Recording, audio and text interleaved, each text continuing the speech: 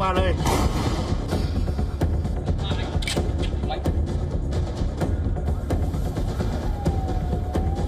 เดี๋ยวลงไปเร็ว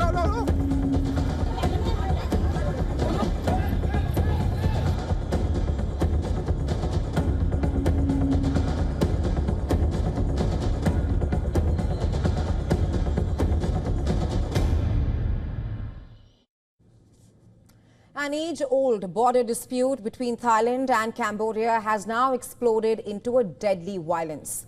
In the worst escalation in over a decade, airstrikes, artillery and landmines have left at least 12 people dead. At least 11 of them are reported to be civilians. The border standoff escalated today as Cambodia fired rockets and artillery into Thailand, and Thai F-16s carried out strikes on 2 Cambodian military targets. A Cambodian shell hit a Thai house, killing 1 civilian and wounding 3, including a 5-year-old. These are the images of residents in Thailand's Suren province, bordering Cambodia, running for cover as the neighboring countries exchanged fire. Bunkers built from concrete and fortified with sandbags and car tires sheltered people, including children and the elderly. And this as gunfire and explosions were heard in the background. No.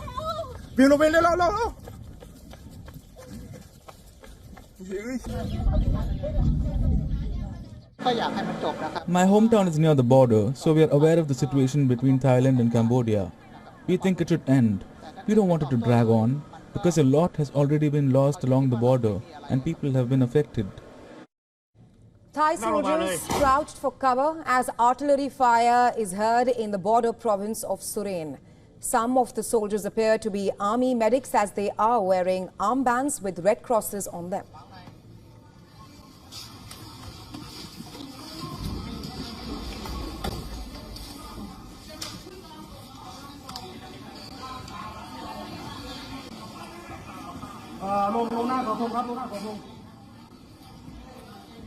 The clashes erupted near 2 temples on the border between the Thai province of Suren and Cambodia's Odar Minche, with both the sides trading blame at each other.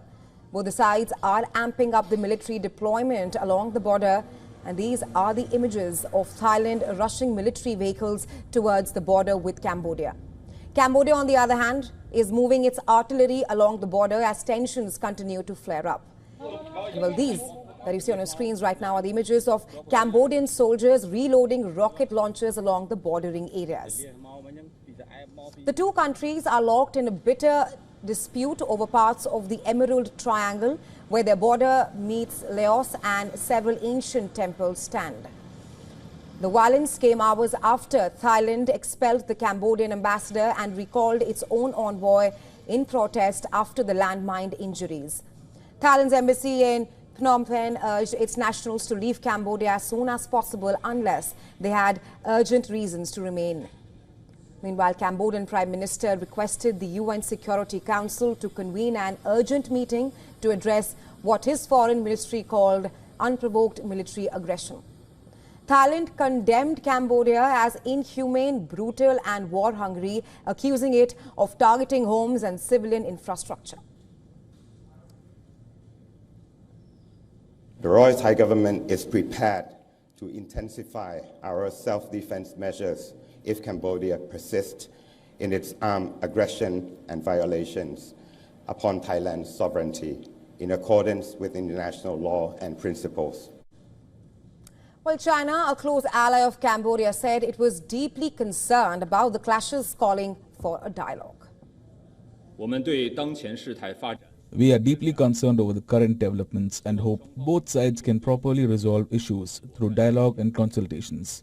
From the standpoint of common interests and demands of regional countries, China, with a fair and impartial position, has and will continue to, in its own way, do its best to promote peace and dialogue and play a constructive role in promoting the easing and cooling down of the situation. And while joining us live on the broadcast is Dr. Titipol Pakiriwanch, political analyst and Faculty of Political Science at Ubon Ratchathani University, and he's joining us live from Thailand. Welcome to WION, Doctor. First up, you're joining us live from Thailand. What is the situation on ground right now? Thank you very much for having me. The situation is actually Ubon Ratchathani is one of the 4 provinces that have borders with Cambodia: Surin province, Buriram, and Sisaket. And the picture that I was shown was in Sisaket.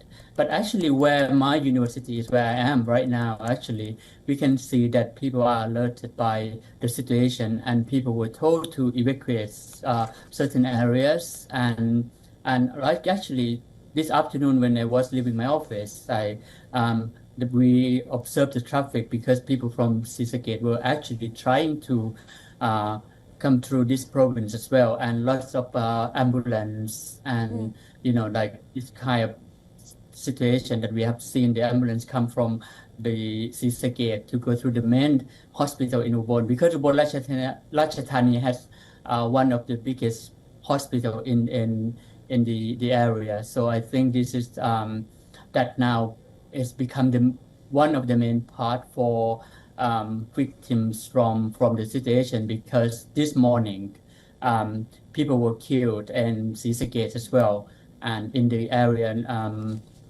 the long dispute that we had with Cambodia, the Nepal temple.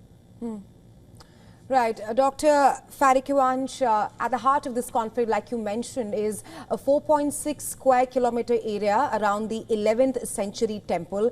Now, with both Thailand and Cambodia blaming each other, the Thai acting Prime Minister said that there will be no talks until the fighting stops. Meanwhile, Cambodia has now called for a dialogue. How do you see the situation panning out? Do you think Thailand will opt for any kind of de-escalation at this point of time?